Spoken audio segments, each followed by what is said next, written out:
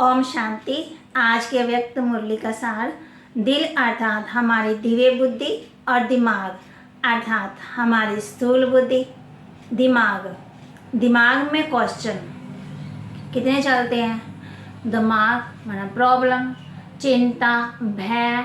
दिमाग में चिंता भी आती, भय भी आया, दिमाग परिस्थिति को पकड़कर उसे अंदर घुमाता रहता है और परेशान होता रहता है। दिमाग भारी भी हो जाता है, सिर दर्द भी हो जाती है, जबकि दिल में आंसर है और उसका हल भी है। यदि किसी बात का कोई आंसर नहीं भी है तो दिल उसे परमात्मा को समर्पण करता है, मानो उसे प्यार से भगवान को देता है। अपनी परेशान नहीं होता जो दिल वाला होता है, बल्कि ईश्वरीय शान में रहता है। जो दिमाग वाला परेशान हो जाएगा तो इस समय हमारा दिलाराम शिव बाबा हम बच्चों से यही चाहता है कि हम दिमाग को साइड में रखकर दिल को यूज़ कर सकते हैं। दिल को यूज़ करेंगे ना तो खुशी का माहौल बना करके रखेंगे। जब दिमाग से करेंगे तो फिर जब निश्चय बुद्धि को चलाता है ना तो वो एक्यूरेट चलती है। जब हम भगवान के श्रीमत पर चलते हैं ना और जब मैं और मेरापन बुद्धि को चलाता है तो वो कितना उसको भारीपन हो जाता है।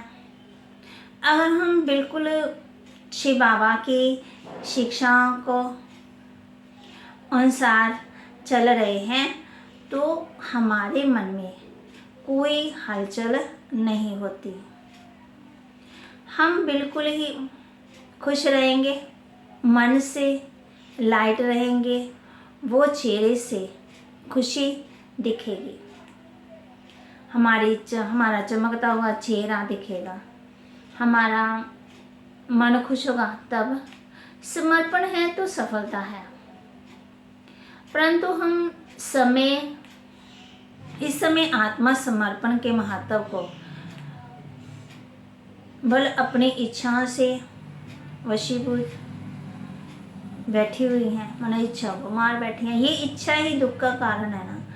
ये इच्छा चाहिए, वो चाहिए, वो चाहिए, यही हमारे भीतर बैठा रावण है। इच्छा एक जाती दूसरी आ जाती। शिव बाबा की मुख्य माने की स्थिति, हमारा शिव बाबा हमसे क्या चाहता है? बाबा अंदर की स्थिति चाहता है, बाहर की नहीं। बाहर का तो बहुत दिखावा है।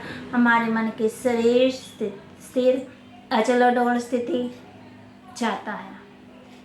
बाबा बस बच्चों से यही उम्मीद करता है ना, हम जब कर्म करें तो पूरे 100% माना कि पूरे उतरे, और जब हम उसे छोड़ना हो तो फिर उसे पूरा छोड़ भी दे। माना कर्म में फंसे भी ना, गृहस्थी की तरह करे और एक सन्यासी की भांति संकल्पों सहित छोड़ भी दे। परमात्मा को उसका फल समर्पित कर दे। कर्म से भाग्य तो बनता है ही, कोई भी कर्म निष्फल नहीं जाता। अच्छे कर्म का अच्छा भाग्य और बुरे कर्म का दुर्भाग्य बनता है। ये कर्मों के ऊपर ही है। तो परमात्मा भी हम बच्चों को जगाने के लिए है। अब जागने का समय, सोने का समय नहीं है। इसलिए शिव बाबा भी कहता है कि जागो बच्चों जागो। अरे जाग सजनिया जाग। जो मतलब कि जागत है वो सोवत है, मतलब सोना नहीं है। और जागना भीतर से है, यानी कि रात हो गई दिन हो गई, एक अंश को भी हम मत सोने दे अपने भीतर में। ये ना सोचे कि इतना तो हम जाग गए हैं, अगर थोड़ा सा सो लिए, अलबेले हो गए तो क्या होगा? क्योंकि जितने सोए रह जाएंगे ना उतना ही बाबा कहते पश्चाताप होगी, वो भी भोगना होती है ना। इसलिए अब हम जागे अपनी सोच के प्रति, अपने बोल और अपने हर कर्म के प्रति। ये समय फिर दोबारा नहीं आएगा।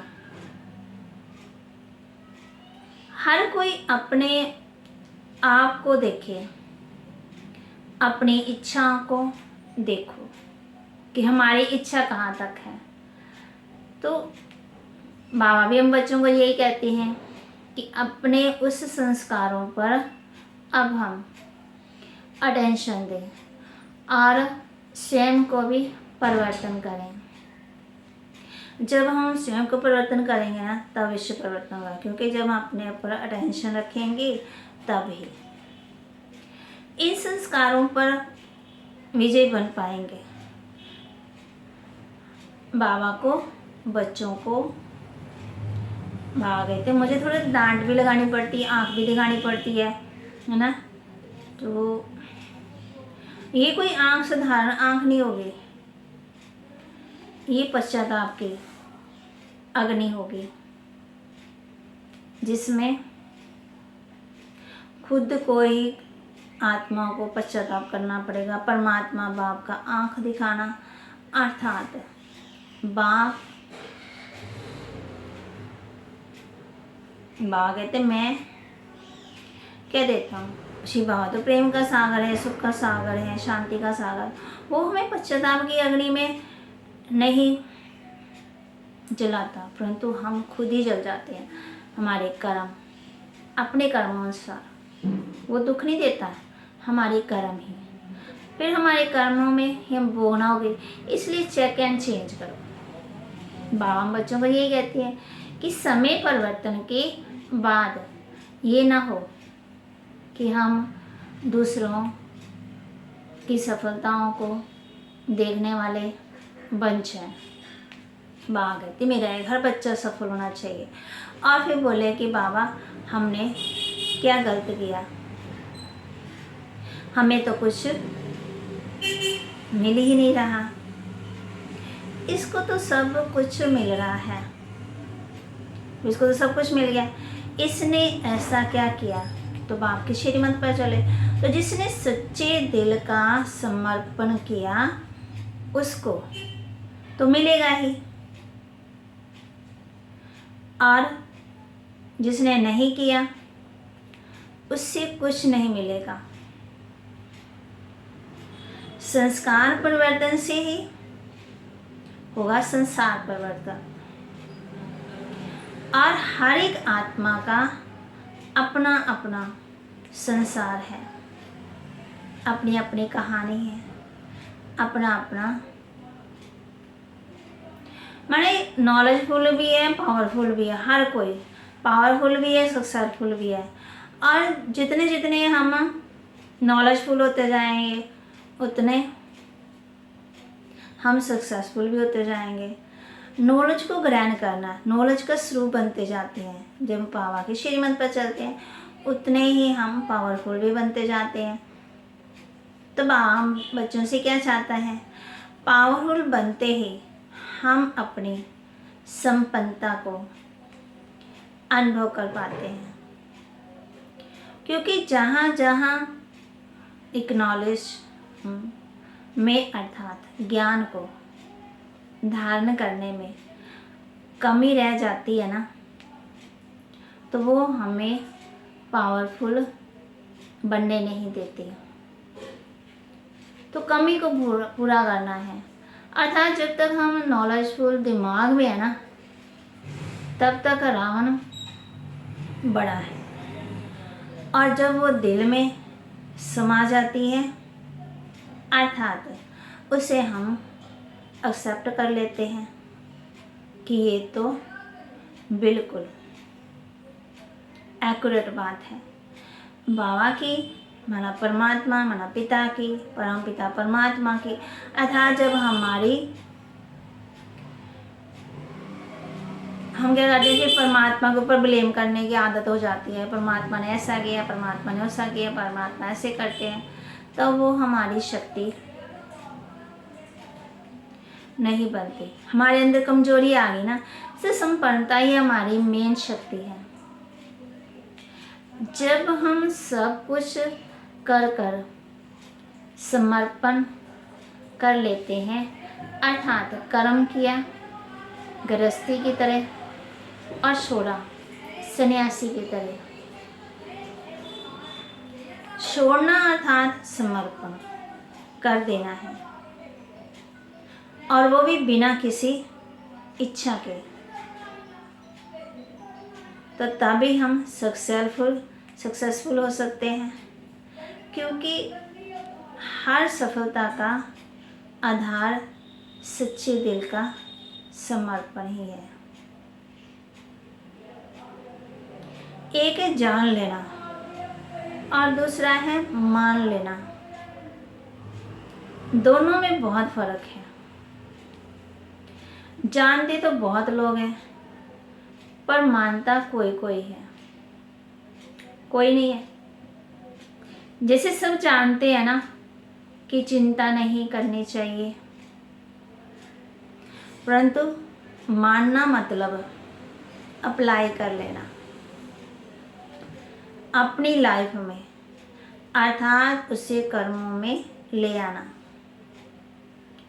खाली जानने से नहीं होता है, मानने से भी होता है अंदर तक, क्योंकि इंसान मानता है दिल से और जानता है दिमाग से।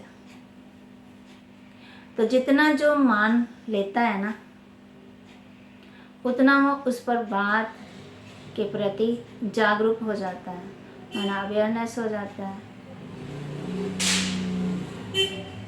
फिर बाबा भी हम बच्चों को यही कहते हैं, सुख का अर्थ ये नहीं है जो आपके पास है उसका आनंद लेना है। दुख का अर्थ है मुझे और चाहिए, ये चाहिए वो चाहिए। ज्ञान, योग, धारणा और सेवा, चारों ही सब्जेक्ट में रिजल्ट कहो, सार कहो या निचोड़ कहो, वो है ही हमारी स्व की स्थिति, अर्थात मन की स्थिर अवस्था। ज्ञान अर्थात खुद को चेक कर चेंज करना। अज्ञान अर्थात दूसरों को सुधारने का प्रयत्न करना।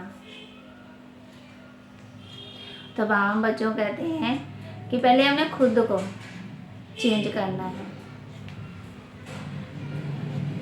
तो हम बच्चों को यही कहते हैं, आपका यादगार चित्र जो कला पहले वाला मैं ना, वह याद है कौन सा?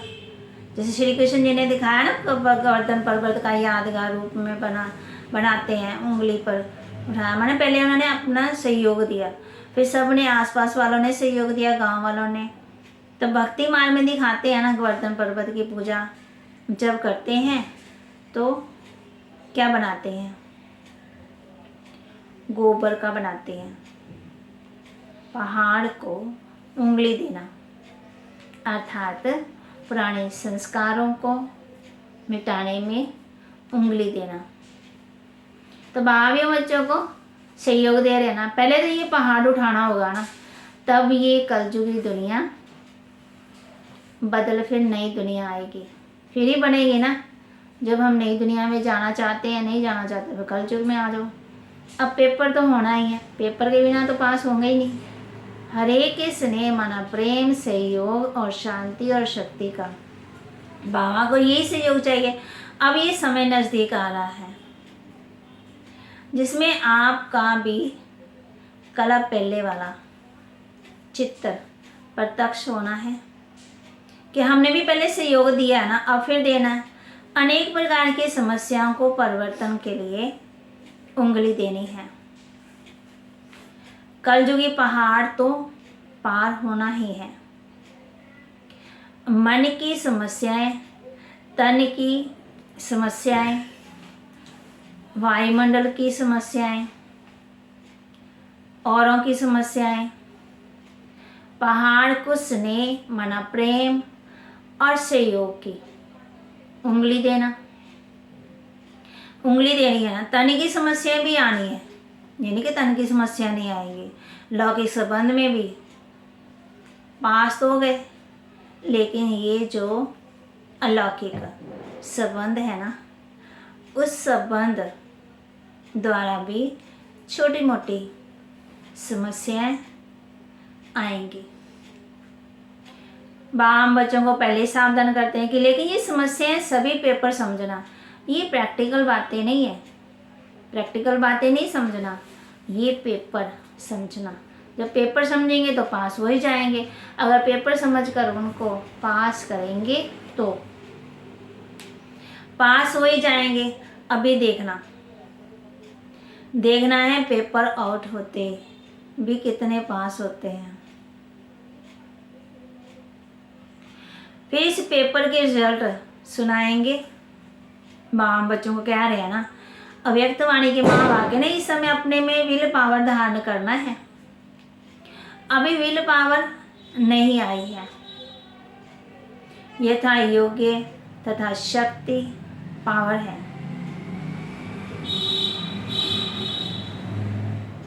माला के विजय रत्न सदा ही विशेष गाए और पूजे जाते हैं।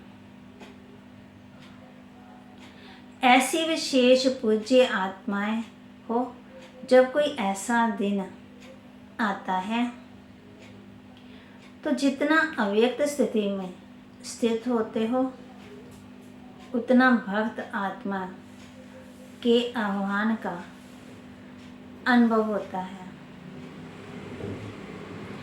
भक्तों की शुभ भावनाएं व कामनाएं बाप द्वारा पूर्ण कराने के लिए विशेष वाइब्रेशन आने चाहिए। आखिर सभी भक्त आत्माएं बाप के साथ अपनी पूज्य आत्माओं की प्रत्यक्ष रूप में देखेंगी ना। बाम बच्चों को कहते हैं, वर्णन करेगी कि वही हमारे इष्ट देव हैं। इष्ट देव किसको बनाते हैं, इष्ट क्यों कहते हैं? क्योंकि उसी एक में एक बल, एक भरोसा होता है, उसी में परिपक्व रहते हैं, मजबूत रहते हैं। उन्हों के लिए वही एक सब कुछ होता है। ऐसे जो एक बाप में इष्ट भावना वाले रहे हैं, इष्ट स्थिति रही है, वही इष्ट देव बनते हैं। इसको कहते हैं एक बल एक भरोसा। इष्ट देव की निशानी ये है जो एक बल एक भरोसे की स्थिति में, निश्चय में, सेवा में परिपक्व रहे। इसलिए इष्ट देव को मानने वाले भक्त भी एकाग्र रहते हैं, जहाँ वहाँ नहीं भटकते। बाम बच्चों कहते हैं एक में अटल रहते हैं। बाप प्रत्यक्ष होंगे, लेकिन बाप के साथ साथ सब इष्ट देव, इष्ट देवियाँ भी प्रत्यक्ष होंगे।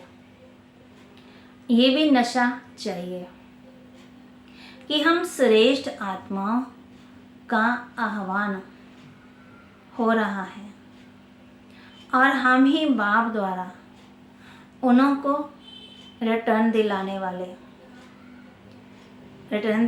दिलाएंगे तो बाप द्वारा ही, लेकिन निमित्त बनते हैं। इसलिए वह इष्ट देव के रूप में पूजे जाते हैं।